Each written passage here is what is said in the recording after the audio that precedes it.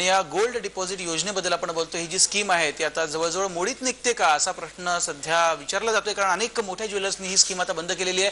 आपल्याला माहिती आहे 11 महिन्यांची इन्स्टॉलमेंट सामान्य ग्राहक देत होता आणि त्याच्यानंतर एक इन्स्टॉलमेंट ज्वेलरकडनं दिली जायची आणि मग जेवढी रक्कम व्हायची तेवढ्या रकमेचं सोनं जे आहे ते ग्राहकांना मिळत होतं. आपल्याला माहिती आहे सणवार असतात, नेहमी लग्न समारंभ असतात आणि आपल्याला सोनं तर घ्यावंच लागतं आणि म्हणून अशा वेळेला एकदम घास न घेता कुठेतरी पैसे अशा प्रकारे जमा करून सामान्यांना हे सोनं घेता येत होतं. तर त्याविषयी आपण चर्चा करतोय. आता पळवाट काय देखील बघायला हवं. खरं तर पळवाट शब्द वापरू नये इथे, पण तो विनोद जैन आपल्या बरोबर आहे, चेअरमन होलसेल ज्वेलर्स असोसिएशनचे. कुमार जैन आहेत उपाध्यक्ष मुंबई ज्वेलर्स असोसिएशनचे. तर ॲडव्होकेट अमित कारखाने साहेब खूप महत्त्वाचे मुद्दे आपल्याला समजावून सांगतायत आणि विलास महाजन अर्थात आहेत, अर्थतज्ञ आहेत ते. पुन्हा एकदा चर्चेला सुरुवात करूयात. कुमार जैन, याच्यामध्ये आता सर्वसामान्यांनी पुढे काय करावं? आता येत्या 2 सेकंडमध्ये याची चर्चा आपल्याला करायची आहे. सामान्यांना प्रश्न पडलेला, अरे चांगली स्कीम होती, आम्हाला सोनं घेता येत होतं, मात्र मग आता पुढे काय? ऐसा मानते हैं कि जहाँ जहाँ पे आग लगती है तो पानी आ जाता है। उसी तरह से अगर सरकार चाहती है कि मतलब बकेट भर के रखिए आपने पानी 12 महीने का जो स्कीम है, जो उसके संविधान के अंतर्गत आती है, तो हम हो सकता है हम 11 महीने की स्कीम रखेंगे, 10 महीने तक हम कस्टमर से डिपॉजिट लेंगे और 11 महीना उनको फ्री करके उसमें से ज्वेलरी दे देंगे। लेकिन एक बात हमेशा दिमाग में बिठानी जरूरी है कि ये जो चीजें हो रही है आम आदमी के लिए, सरकार जो बनती है जो नागरिक के फायदे के लिए, यहाँ के सिटीजन के फायदे के लिए, इसी तरह हमने भी ये स्कीम जो लाई थी, जो उसके अंतर्गत हम चाहते थे कि हमारा बिजनेस प्रमोट हुए साथ में आम आदमी का फायदा हुए, तो कहीं ना कहीं जाके इसका रास्ता निकलेगा। और कई भी रास्ते हैं, इसमें से एक मुख्यतः रास्ता है जो कि सर ने अभी बताया कि हम आप 10 महीने का डिपॉजिट ले और 11 महीने उसको ऐड करके 11 महीने में उसको ज्वेलरी देवे। राईट. मग काही पळवाटा ज्या आहेत त्या आहेत आणि त्यांचा वापर केला जाऊ शकतो. विलास महाजन यांच्याकडे जातो. विलास महाजन, मगाशी तुम्ही जो महत्त्वाचा प्रश्न उपस्थित केला होता की हे सगळं करताना आयात कुठेतरी सोन्याची कमी व्हावी याकडे देखील लक्ष दिलं जातंय. इकॉनॉमीसाठी इतकं मोठं आहे, कारण आपल्याला माहिती आहे जो सामान्य वर्ग आहे, मग ते कोणी असो या देशातला, ज्याला शक्य आहे ते सोनं प्रत्येक ठिकठिकाणी तो घेतोच असतो आणि सेव्ह करून घेत असतो. आणि असं असताना अशा प्रकारे आयातच कमी व्हावी आणि जनता जरा सोनं कमी विकत घ्यायला सुरुवात करावी जनतेनं, यासाठी सरकार जे करते हे इतकं महत्वाचं आहे सगळं. म्हणजे त्याचा पैलू त्याचा समजावा. ते अतिशय महत्वाचं आहे. त्याचं कारण असं आहे की सोन्यामधली गुंतवणूक ही नॉन प्रोडक्टिव्ह गुंतवणूक आहे. ह्याच्यातून काही प्रोडक्टिव्ह उपयोग विकासाला, प्रगतीला चालना मिळत नाही. आणि आपण का घेत होतो सोनं? कारण त्याला सुरक्षित असे सेफ पर्याय दुसरे उपलब्ध नव्हते. ते पर्याय उपलब्ध झाल्यामुळे पण अजूनही ते तळागाळापर्यंत पोहोचलेले नाहीत. आणि कारखाने म्हटलं त्यामुळे शेअर बाजारातले घोटाळे गेल्या 20 वर्षात झाले, त्यामुळे म्युच्युअल फंड हा जो एक पर्याय चांगला उभा राहू शकला असता, तो उभा राहू शकलेला नाही, ही वस्तुस्थिती. पण त्याचबरोबर ह्या योजनेच्या सारखीच समकक्ष योजना ज्याला म्हणता येईल, ही शेअर बाजारामध्ये गोल्ड फंडच्या रूपात चालवली जाते. हा लोकांना एक त्याचा मार्ग उपलब्ध असू शकतो. त्याच्यात दुसरी एक महत्वाचा पैलू आपण लक्षात घेतला पाहिजे. परदेशामध्ये मॅन्युफॅक्चरिंग ऑफ गोल्ड ज्वेलरी हे मोठे कारखाने करतात, कारखानदार करतात आणि इंडिव्हिज्युअल सेलर्स असतात किंवा डिस्ट्रीब्युटर्स असतात. आपल्याकडे छोटा जो ज्वेलर आहे हा मॅन्युफॅक्चरर, प्रोड्युसर कम सेलर आहे. त्यामुळे त्याचे प्रश्न आणि परदेशातल्या मोठ्या ज्वेलरचे प्रश्न हे एका तुलनेत तुम्हाला मापता येणार नाही. राईट. आणि ह्याचं लक्षात घेतलं पाहिजे. आणि त्याच्यातून, कारण त्याच्यात जर त्यांनी भांडवली गुंतवणूक करायची म्हटली तर त्याची तेवढी क्रयशक्ती नाही की त्यांना तेवढं भांडवल मिळेल. आज लोकांकडून आम्ही जे त्यांना भांडवल देतो त्याच्यावर ते धंदा चालवतात, वाढवतात. हा त्यांचा भांडवलाचा स्रोत जर सरकारने बंद केला त्यांचा धंदा वाढणार कसा? हा त्याचा एक अत्यंत महत्वाचा मुद्दा आहे आणि तो आजपर्यंत लक्षात घेतला गेलेला नाहीये. राईट. अत्यंत महत्वाचा मुद्दा तुम्ही महाजन मांडताय. दरम्यान आपल्याला फोन देखील अनेक यायला लागलेले आहेत आणि खरं सांगायचं तर ही बातमी बघितल्यानंतर अनेक फोन, आतापर्यंत हजारो फोन आलेले आहेत की आम्ही करायचं काय पुढे. संजय सुर्वे आहेत माझगाववरनं. संजयजी बोला. हॅलो संजयजी, तुमच्या टीव्हीचा आवाज प्लीज कमी करा आणि तुमचा प्रश्न विचारा. हॅलो जी. हॅलो संजयजी बोला. मी संजय सुर्वे बोलतोय. साहेब, आपण हे सोन्याबद्दल बोलला ते आपण जेव्हा दागिने करतो तसे दागिने कुठलाही सोनार आपल्याला 23 कॅरेटचे देत नाही, ते 18 ते 19 कॅरेटचे असतात. त्याचा कोणी विचारच नाही केलेला आजपर्यंत. बरं, तो खरं सांगायचं तर अगदी टोटली वेगळाच मुद्दा आहे. त्यामुळे आज आपण तो मुद्दा हा मुद्दा माझ्या मनामध्ये आज भरपूर ऐकून घ्या. सॉरी, हा सोना आम्हाला 23 कॅरेट प्लेटियम सोनं देतो, परंतु तो 18 कॅरेट सोनं देतो म्हणून. मग ते वरचे 5 कॅरेट खात्याला कोणी विचारतच नाही. राईट, नाही याचा विचार आपण करूया कारण कुमार जैन यांना तुम्हाला उत्तर द्यायचं आहे. कुमार जैन. संजय जी नमस्कार, मैं मिस्टर कुमार जैन बोलता हूँ. आप अभी तक जो सोना ले रहे हैं, आप ज्वेलर्स के पास जाके आप होल मार्किंग का सोना नहीं मांग रहे हैं? संजय जी नहीं, आपको जवाब देना पड़ेगा, फोन कट गया है. अच्छा, नहीं अभी आज के जमाने में ज्वेलरी में इतनी एक्यूरेसी आ गई है कि आप कोई भी शोरूम में जाते हैं तो सर्वप्रथम कस्टमर हमारे पास में आता है, वो सबसे पहले सवाल करता है क्या आपका जो सोना बना हुआ उसको हॉलमार्क है? सर 22 कैरेट, 23 कैरेट या 18 कैरेट या प्योर 24 कैरेट, सब सोने में होल मार्किंग के सिवा अच्छे शोरूमों में माल नहीं बनता है. आपको पूरी कीमत देनी पड़ती है, लेबर चार्जेस पूरा लगता है, लेकिन उसके सामने आपको सही ज्वेलरी मिलती है.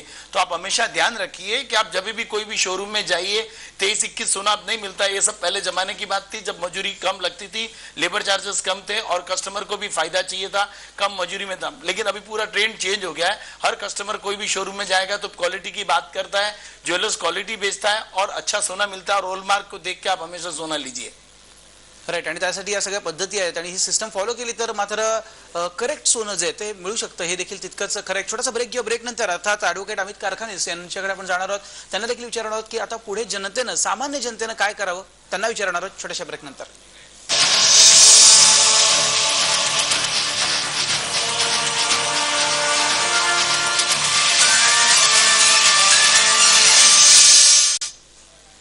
आणि ब्रेक नंतर पुन्हा एकदा स्वागत. अर्थात अनेक अनेक अनेक प्रश्न पडलेले आहेत जनतेला आणि आता कॉल देखील येऊ लागलेले आहेत. अरुणजी आपल्या बरोबर आहेत. अरुणजी बोला.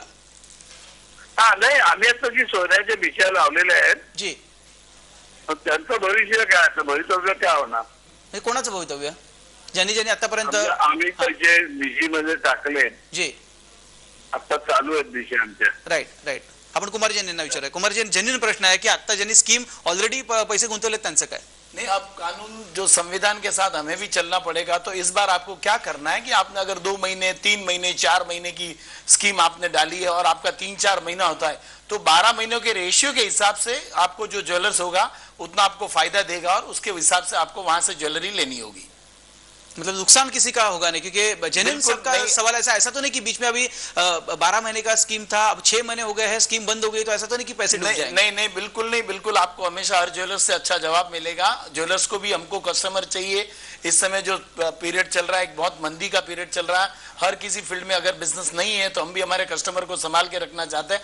आप जाइए अपने ज्वेलर्स के पास, उसको कन्विंस कीजिए कि जो संविधान आया इसमें आप कैसे करोगे. तो उसका एकदम सिंपल सोल्यूशन है कि रेशियो के हिसाब से, 12 महीने के रेशियो के हिसाब से आपका जो 3 महीने या 4 महीने या 5 महीने का पैसा आपने जो दिया है, रुपया दिया है, उसमें 6ठे महीने का उस रेशियो से ऐड करके आपको ज्वेलरी दी जाएगी. राईट, खरं सांगितलं कुमारजीन, खूप जणांना रिलॅक्स वाटलं असेल तुमचे उत्तर ऐकल्यानंतर, कारण अनेकांना चिंता वाटली असेल की बाबा अरे 6 महिने झालेले आहेत, आमच्या पैशाचं नेमकं काय होणार, आणि खूप महत्त्वाचं उत्तर तुम्ही दिलेलं आहे. लास्ट कमेंटसाठी जातो ॲडव्होकेट अमित कारखानीस आपल्या बरोबर आहेत. अमितजी, लास्ट कमेंट काय, पुढे जनतेनं आता काय करावं? खरं तर हा खूप मोठा प्रश्न आहे आणि येणाऱ्या काळामध्ये थोडंसं कठीण जाऊ शकतं आता सोनं घेणं.